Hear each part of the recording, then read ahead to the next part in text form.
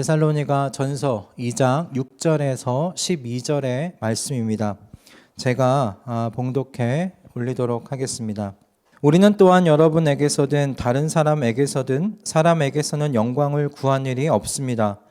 물론 우리는 그리스도의 사도로서 권위를 주장할 수도 있었습니다. 그러나 우리는 여러분 가운데서 마치 어머니가 자기 자녀를 돌보듯이 유순하게 처신하였습니다.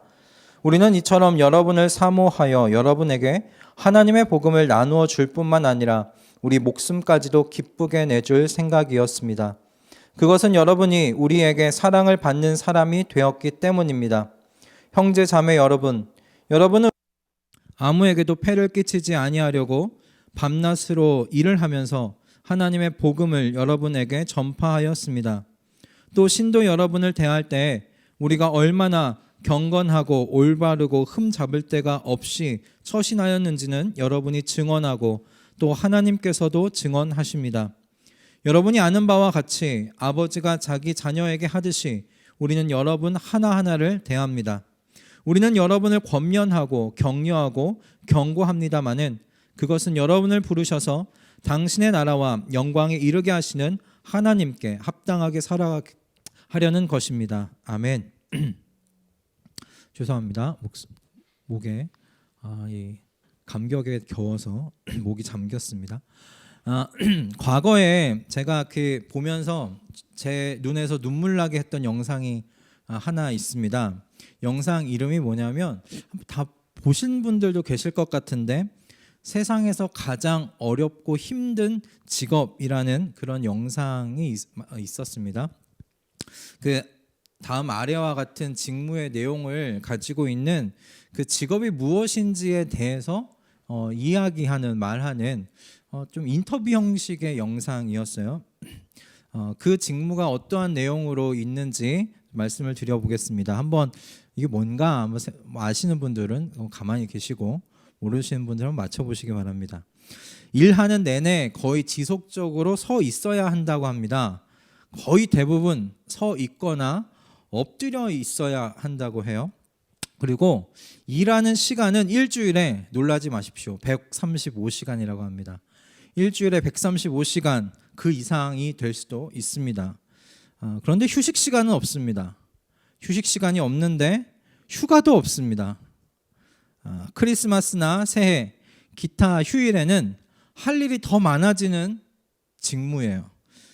그리고 힘이 들더라도 항상 행복한 상태로 일을 해줘야 합니다. 그리고 함께 있는 사람이 있는데 그 함께 있는 사람이 밥을 먹고 난 후에야 밥을 먹을 수가 있습니다.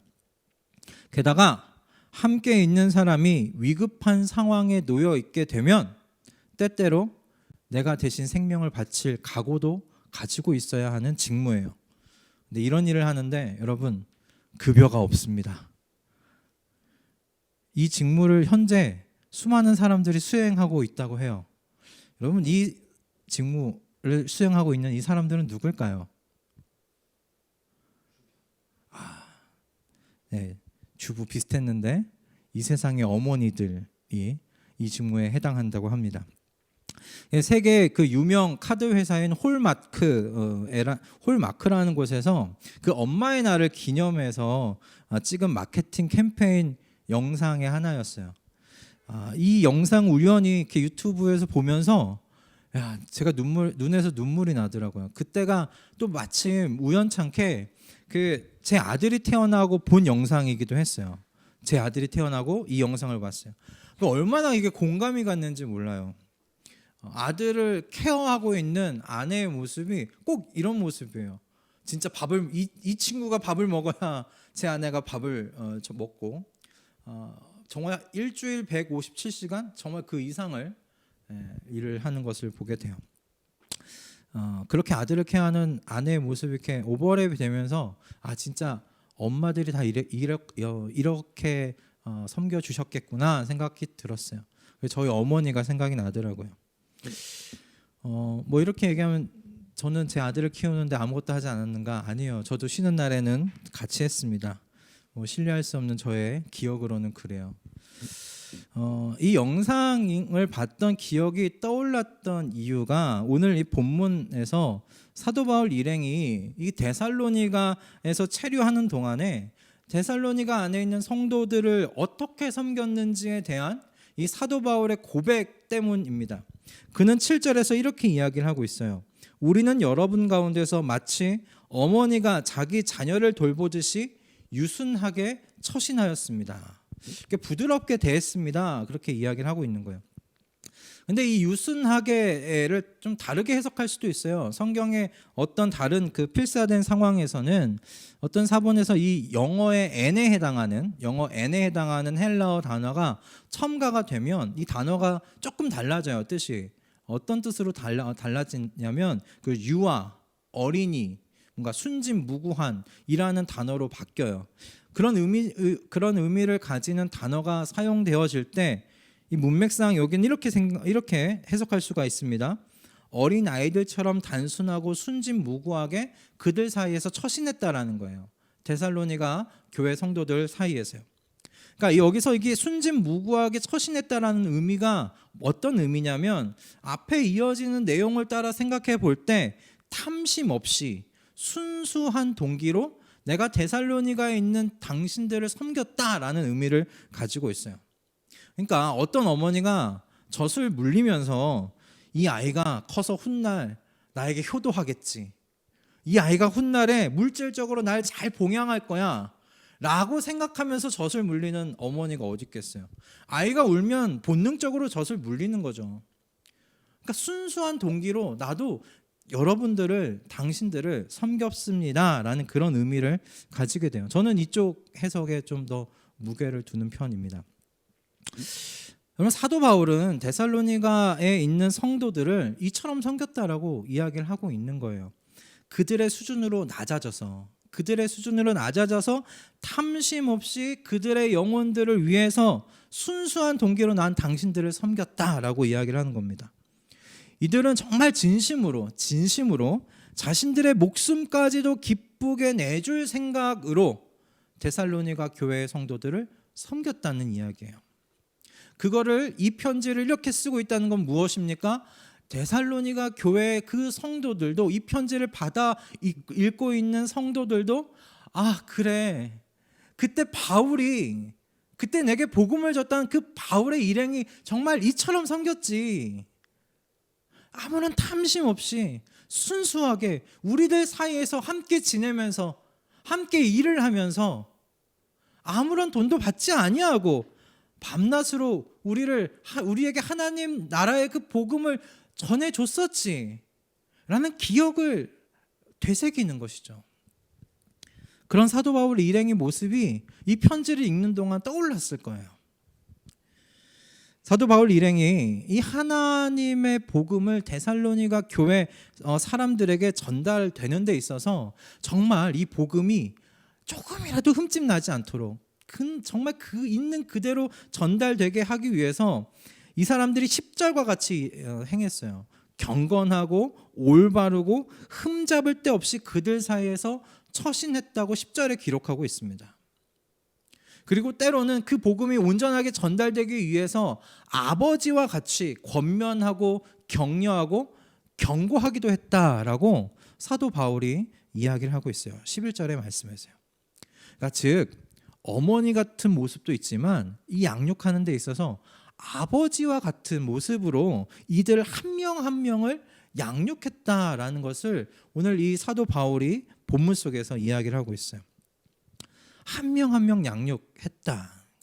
오늘같이 뭔가 이게 대규모로 집회를 열 수 없었던 당시의 상황을 생각해 보면 사도 바울 일행이 정말 그들 한 분 한 분, 그 사람 하나하나를 대하면서 11절의 말씀과 같이 복음을 전했을 거예요. 그리고 그것이 사도 바울이 교회를 세우는 방식이었다라는 겁니다. 사도 바울의 편지를 읽으면서 진짜 데살로니가 교회 성도들이 그들과 함께 했었던 사도 바울에 대한 기억을 되새겼을 것 같아요. 저도 이 본문을 계속 읽으면서 사도 바울이 어떻게 그들 사이에서 일했을지가 이렇게 상상해 가는 거예요. 어떻게 그들 사이에서 살면서 그들에게 복음을 전했을지가 머릿속에 이렇게 상상이 되는 거예요. 그러면서 데살로니가 교회 성도들에게 이런 마음이 들더라고요. 야, 이 사람들 참 복되다라는 생각이 들었어요. 이 사람들 참 복되다. 한 영혼을 이렇게 양육하는 자들을 만나서 그렇게 양육을 받다니, 야, 이 데살로니가 교회 성도들 정말 복된 사람들이겠구나. 그러면서 이 편지를 보면서 우린 참 복받았어. 이런 자들을 만나다니, 이들을 통해서 복음을 받다니, 이들을 통해서 하늘에 계신 하나님을 아버지라고 부를 수 있게 되다니 정말 우린 복받았어 라고 고백하지 않았을까 싶어요. 그렇게 고백하는 데살로니가 교회 성도들을 이렇게 막 떠올리는데 그런 생각이 들더라고요. 정말 한 영혼이 양육되어서 또 다른 영혼을 낳을 수 있는 영적 부모로 성장하기까지 얼마나 많은 사람들의 섬김이 필요한지를 생각하게 되더라고요. 여러분, 교회의 한 영혼이 성장하는 게 공짜로 되는 일이 아니더라는 거죠. 이게 그냥 교회만 나오면 이 예배 자리에 그냥 왔다가 갔다 그런다고 해서 그 한 사람 한 사람의 영적인 부모, 생명을 낳을 수 있는, 잉태할 수 있는 그런 영적인 부모로 성장하는 게 아니더라는 거예요. 역시 세상에는 공짜가 없어요. 영적인 세상도 마찬가지. 공짜가 없어요. 교회 안에서 누군가 영적인 부모로 성장한 한 사람 한 사람은 여러분 누군가의 어머니와 아버지 같은 섬김의 결정체라는 거예요. 그 혼자 생기지 않았어요. 그 혼자 세워질 수가 없어요. 그런데 안타깝게도 오늘날 한국 교회의 문제는 진짜 이런 섬김을 받기를 원하는 사람들은 많은데, 내가 이런 영적인 부모로 누군가를 이렇게 섬기겠다는 소원을 품은 양육자들을 만나기가 쉽지 않더라는 것입니다. 제가 청년 시절에 그리고 이제 사역을 하면서 사역지 안에서 이렇게 겪게 되는 게 무엇이냐면 연말이 찾아오면 가슴이 두근두근 거려요. 왜냐하면 청년 시절에는 연말쯤 되면 이제 리더를 누굴 세워야 하는가, 다음 리더십을 누굴 세워야 되는가, 다 하기 싫다고 하는데 누구를 세워야 되는가라는 고민이 생겨요. 그리고 사역자가 되었을 때도 마찬가지였어요. 연말쯤 되면 제가 먼저 전화 걸지 않았음에도 불구하고 전화가 한두 분씩 전화가 와요. 제가 내년에는 구역장을 섬길 수가 없게 되었어요. 아직 구역 발표도 안 했어요. 내년도 구역을 짜지도 않았어요. 근데 먼저 전화 오시더라고요. 감사하게도 하나님의 은혜 속에서 공석이 채워지긴 하지만 오늘 본문의 사도 일행의 이 섬김의 이 모습을 보게 될 때, 그리고 그 섬김을 받고 데살로니가 교회가 마게도니아와 온 아가야의 섬김의 본이 되는 교회로 성장한 이 데살로니가 교회를 보면 참 서글프다라는 생각이 들더라는 거죠. 그러나 사실 이 본문을 묵상하면서 가장 먼저 보게 된 건 저였습니다. 첫째로 양육자된 저를 바라보게 하는 사실 본문이었어요. 한 영혼을 세우는 어떤 그 양육자로서 내가 어떤 사람이 되어야 하는가를 오늘 이 본문이 저에게 깨우치게 하고 정리하게 만드는 본문이었습니다. 저는 오늘 그것을 여러분과 함께 좀 나누기를 원합니다. 왜냐하면 하나님 앞에 제 바람과 소원이 우리 수서동행교회에 온 모든 교인 한 분 한 분이 영적 부모가 되는 것이 저의 바람이고 소원이기 때문입니다. 영혼을 낳는 사람 되어지기를 원하고, 그래서 영적인 계보를 가지고 있는, 그렇게 영적 계보를 이어가는 하나님의 그런 자녀, 그 자녀를 배출하는 교회가 되기를 원하기 때문에 그래요. 그것이 하나님 앞에 제 바람이고 소원이기 때문입니다. 사도 바울 일행과 같은 모습의 섬김을 이곳저곳에서 쉽게 찾아볼 수 있는 그런 교회가 되었으면 좋겠어요. 그런 마음으로 오늘 제게 주신 그 은혜를 여러분과 함께 나누기를 원하는데요. 여러분, 하나님 앞에서 한 영혼을 품고 하나님을 기쁘시게 해드리기를 여러분 소원하는 성도님들 계시다면 오늘 이 말씀에 귀 기울이실 수 있기를 주님의 이름으로 축원드립니다. 첫 번째 함께 볼 것은 여러분, 영적인 부모는 하나님의 지극하시고 그 섬세하신 사랑을 먼저 경험을 해야 합니다. 하나님의 지극하시고 섬세한 사랑을 경험해야 돼요. 제가 하나님께서 은혜를 주셔서 깨달은 사랑의 원리가 하나 있어요. 그게 뭐냐면 사랑은 내리사랑이라는 거예요. 사랑은 내리사랑이에요. 사랑을 받아본 경험이 있어야 이렇게 사랑을 하게 되더라고요. 사랑을 경험해보지 못하면 어떻게 사랑해야 되는지를 모르는 거예요. 그러니까 어떻게 표현해야 하고 어떻게 다가가야 하고 어떻게 이 사랑을 전해야 되는지 이걸 몰라요. 받는 것도 힘들어해요. 이거 받아본 경험이 없으니까. 또 제가 가난했던 그 청년 시절에 교회 안에서 저를 이렇게 귀하게 섬겨줬던 형들하고 누나들이 참 많았어요. 특별히 누나들이 많았던 것 같아요. 하나님의 인도하시는 그 은혜 가운데 제가 그런 분들을 만나게 되었고, 그래서 교회 안에서 깊이 뿌리를 내릴 수가 있었어요. 그리고 교회를 섬기는 청년으로 세워질 수가 있었습니다. 그러니까 사실 이 짧은 설교 안에 어떤 섬김을 받았는지 어떤 사랑을 받았는지 다 이루 말할 수는 없지만, 제가 그 섬김을 받았고 그 사랑을 받아서 제가 받은 대로 제 동생들, 제 뒤에 있는 이 믿음의 후배들을 그렇게 섬길 수 있게 되더라고요. 내 형들이 그렇게 해줬고 누나들이 그렇게 해준 것을 받아서요. 그걸 경험하고 나서 제가 마음 가운데 생각한 게 있어요. 진짜 사랑은 내리사랑이구나. 영혼을 낳는 이 사랑의 섬김도 저는 그래서 마찬가지라고 생각이 들었어요. 사랑은 내리사랑이에요. 사랑받은 경험이 있어야 되는 것이죠. 그래서 무엇보다 중요한 것이 여러분, 하나님의 지극하신 사랑을 경험하는 겁니다. 그 사랑을 경험하는 겁니다.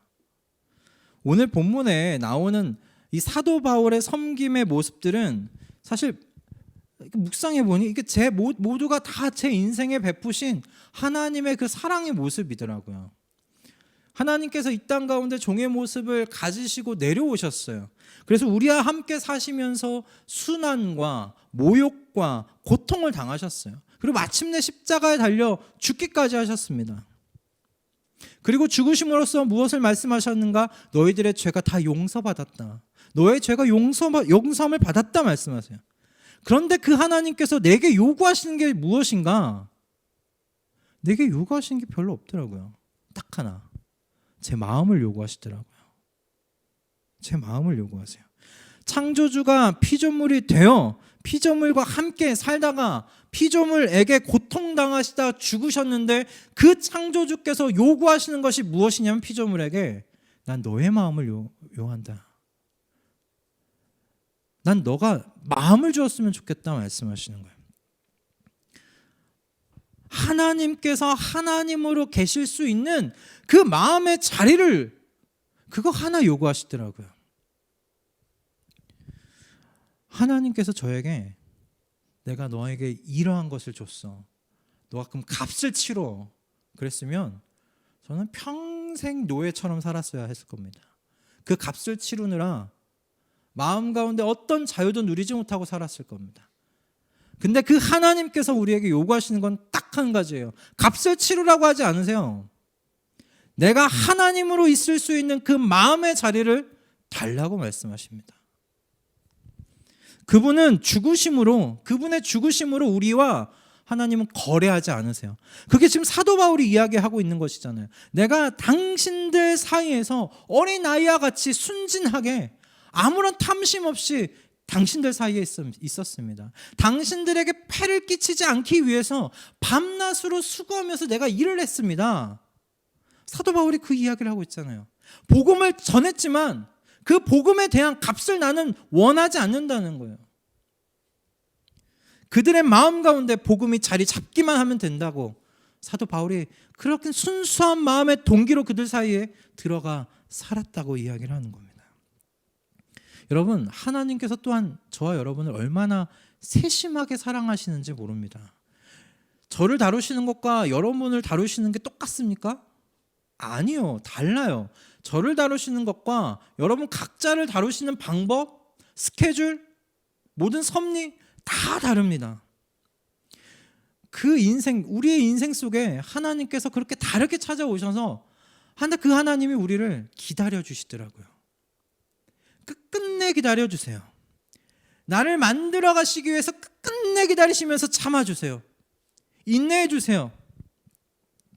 나의 눈높이로 내려오셔서 내게 말씀하시고 나를 이해하신다 말씀하시고 나를 아신다고 말씀해 주시더라고요. 저와 함께 사시면서 내가 눈물 지을 때 같이 울어주셨고 내가 고통당하는 그 인생의 자리에 그 하나님께서 함께하고 계시더라고요.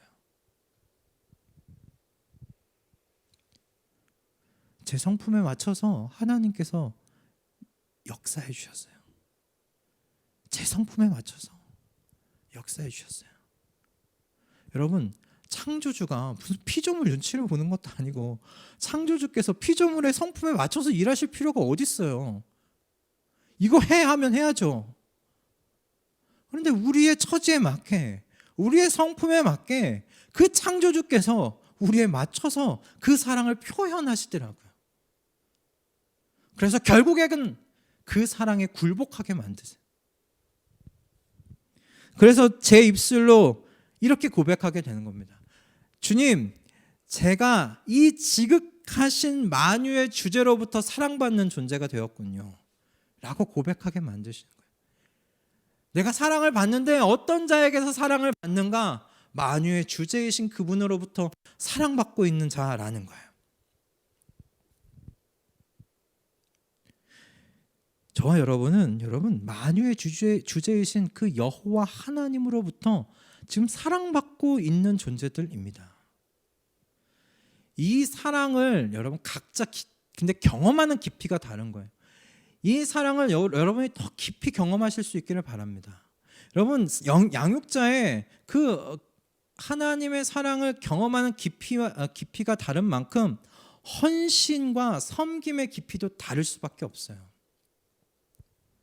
사도 바울 일행이 하나님의 사랑을 어디까지 지금 경험했는가? 데살로니가 성도들을 위해서 목숨까지 기쁘게 내놓을 수 있다라고 이야기를 하고 있어요. 하나님의 사랑을 실제적으로 저는 경험했기 때문이라고 생각해요. 저도 여러분을 사랑하는데 아직 이만큼은 자신이 없더라고요. 이 본문을 계속 묵상하면서 이 본문이 너무 마음 가운데 나도 이렇게 죽을 수 있을까? 기쁘게?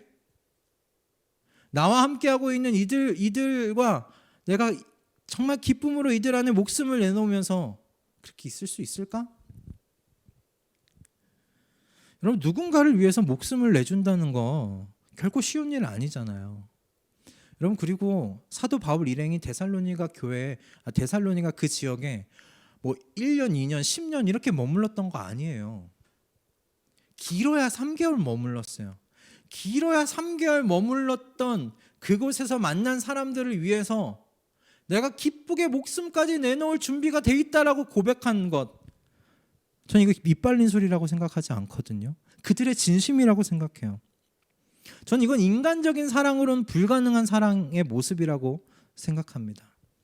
그들이 이렇게까지 데살로니가 교회 성도들을 사랑할 수 있었던 것은 그런 사랑을 이들이 실제적으로 경험했기 때문에 그래요. 어디에서 경험을 해요? 누가 나를 위해서 죽어준 경험을 여러분 어디서 하십니까? 십자가 외에는 없지 않아요? 저와 여러분들 위해 죽으신 예수 그리스도의 사랑 외에 어디서 나 때문에 나를 위해 죽은 그 죽음의 사랑을 경험할 수 있겠습니까? 예수 그리스도께서 우리를 사랑하시사 십자가에 달려 죽으시기까지 하셨습니다. 그러니 내가 사랑하는 그분의 뒤를 이어 나도 이들의 영혼을 낳기 위해 목숨까지 저희가 기쁘게 내놓을 수 있겠습니다 라고 이야기하는 이 경지에까지 사도 바울 일행이 도달했다는 거예요. 저 너무 부럽더라고요. 도대체 그 경험의 경지가 어딘가 너무 부러웠어요. 그들의 이와 같은 사랑의 섬김이 이 데살로니가 안에서 교회를 낳은 겁니다. 이 사랑의 섬김이 교회를 낳은 거예요.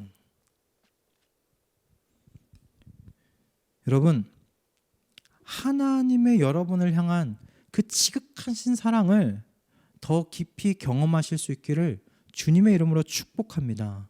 여러분, 그걸 소원하실 수 있길 바라요. 그 사랑을 여러분 믿으십시오.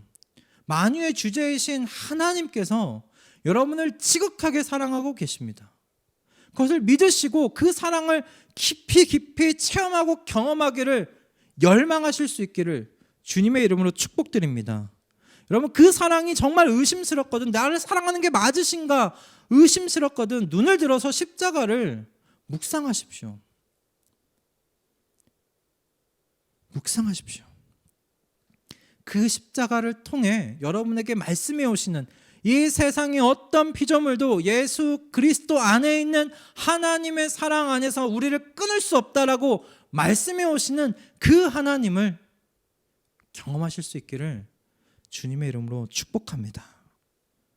그 사랑의 경험과 힘으로 우리 모두가 한 영혼을 품고 양육하는 영적인 부모의 자리로 성장해 나아가는 우리 모두가 되길 바랍니다. 아멘. 영적 부모가 되기 싫으신가 봐요. 네, 크게 아멘 해주셨으면 좋겠습니다. 자, 두 번째는 여러분, 영적 부모는 어떤 시선을 가져야 하냐면 종말론적인 시선을 가져야 돼요. 종말론적으로 세상을 바라보는 시선을 가져야 합니다. 오늘 본문 12절을 보면 사도 바울 일행이 어머니와 같이 그리고 아버지 같이 데살로니가 성도들을 양육했던 목적이 기록되어 있어요.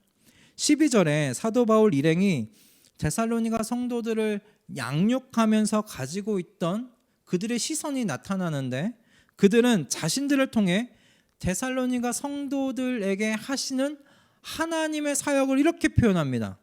여러분을 부르셔서 당신의 나라와 영광에 이르게 하시는 것이라고 이야기를 하고 있어요. 그러니까 하나님께서 우리들을 사용하셔서 데살로니가 성도들 안에서 하시는 하나님의 사역을 이 사도 바울이 뭐라고 표현을 하냐면 여러분을 부르셔서 당신의 나라와 영광에 이르도록 하고 계신다라는 거예요. 제가 가끔 머리가 잘 안 돌거나 이럴 때 그 유튜브 영상을 좀 봐요. 유튜브 영상을 보면 별로 길게 되어 있는 게 많지는 않아요. 대부분 한 5분, 짧으면 한 2, 3분 이렇게 영상이 올라오거든요. 한 주 전쯤 되었을 겁니다.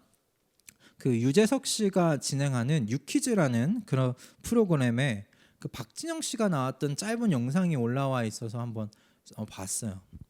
무슨 내용인가 싶어서 클릭했는데, 이 박진영 씨가 이 삶의 질문에 대해서 어떤 답을 가지고 있는지, 어떻게 답을 추구해 갔는지에 대한 이야기를 하시더라고요. 그곳에서 박진영 씨가 말하는 건 본인이 이 죽음에 대한 문제가 해결되지 않아서 이걸 끝까지 붙잡고 고민을 했다는 거예요. 사람이 이제 태어나서 출생하는 건 이제 알아요. 태어났다는 건 아는데, 그럼 마지막 다 모든 사람이 다 죽는데 이 죽음에 대한 문제는 그럼 어떻게 해야 되는가? 죽음 이유는 없는가? 이 죽음에 대한 문제를 고민하는 거예요. 이 죽음에 대한 문제가 해결되지 않으면 내가 왜 살아가는지, 이 가운데 있는 인생이 너무 흔들린다는 거죠. 이 마지막에 대한 결론에 대한 것이 해결이 되지 않으니까 이 중간에 있는 삶이 오르락 내리락 하면서 갈팡질팡 하더라는 거예요. 그래서 같이 있었던 유재석 씨한테 물어보시더라고요. 이 죽음에 대한 문제를 생각해 보신 적 있냐고. 생각하는데 답이 안 나와서 너무 귀찮아서 그냥 제껴놓고 산다고 이야기를 하더라고요. 그러니까 대부분의 사람들이 그렇지 않을까요? 다 그냥 제껴놓고 사는 것 아닐까라는 생각이 들었어요. 그렇게 영상은 그 부분에서 이렇게 말하고 끝을 맺더라고요. 근데 저는 더 뒤에 있는 영상을 찾아볼 이유가 없었어요. 왜냐하면 그리스도인들은 이 죽음의 문제가 사실 해결된 사람들이기 때문에 그렇습니다. 그리스도인들은 여러분 오늘도 당신의 나라와 그 영광으로 나를 부르고 계시는 그 하나님의 통치 속에서 살아가고 있는 줄 믿는 사람들이에요. 오늘 여기에 임한 하나님의 통치하심이 있는 것을 믿고 살아가는 사람이에요. 그리고 마침내 하나님의 그 통치를 그 어떤 사람도 부정할 수 없을 만큼 완벽한 그 하나님의 나라가 이곳 가운데 임하는 것을 믿고 살아가는 사람들이 그리스도인들이에요. 죽음의 문제, 죽음 이후의 문제에 대한 해답을 가지고 살아가는 사람들이란 말이에요.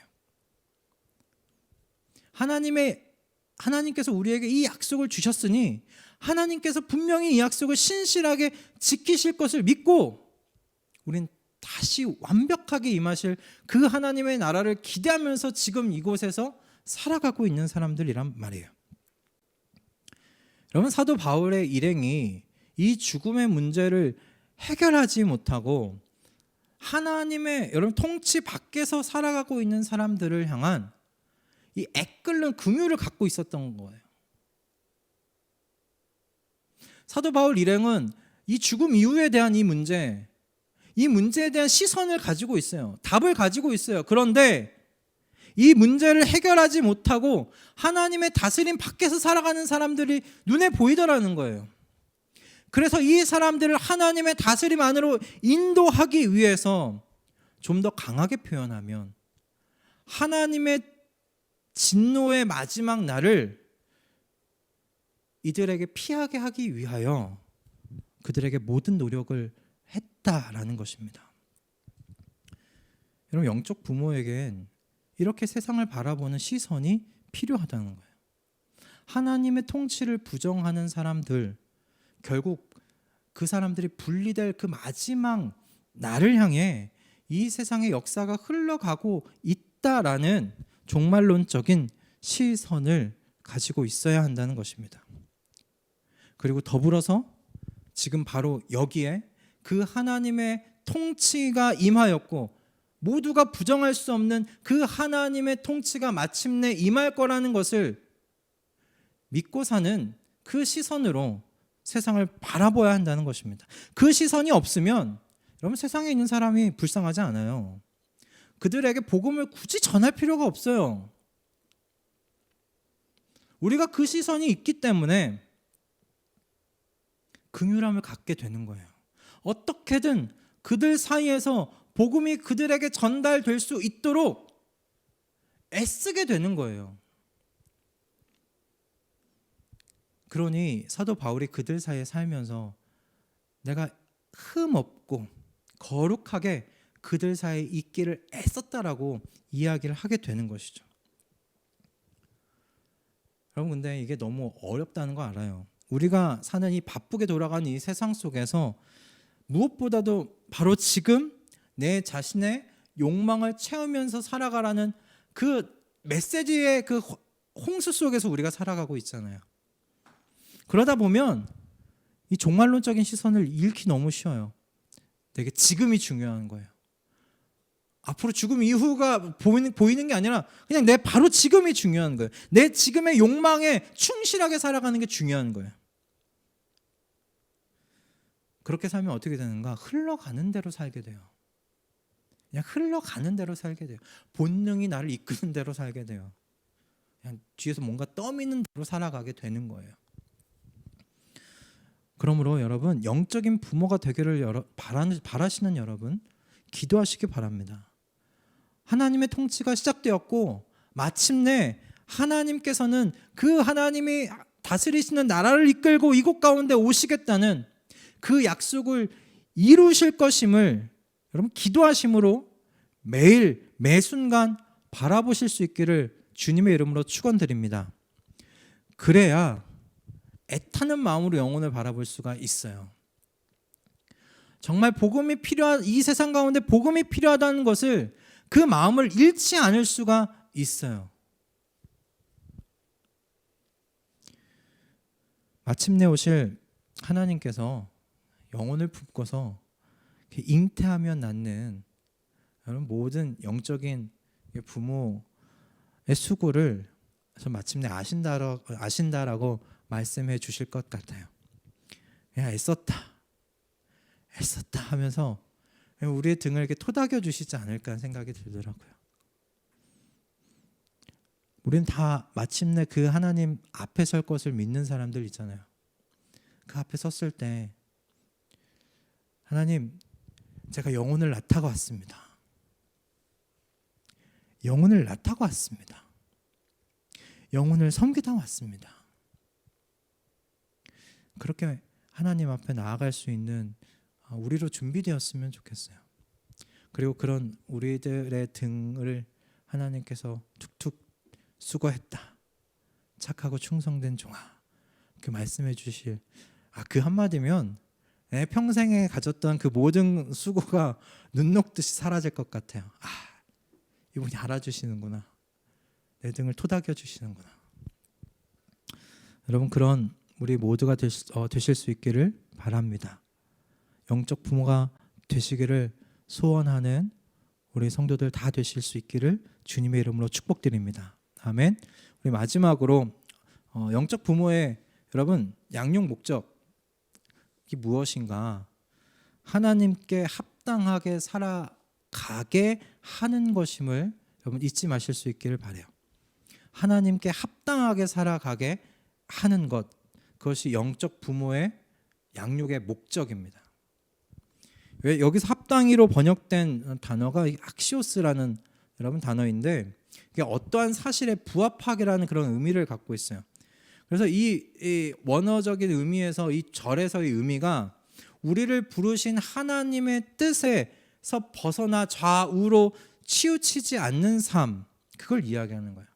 그러니까 하나님의 이 합당한 삶이라는 건 하나님의 다스림에 순종하는 삶이라고도 말할 수 있겠어요.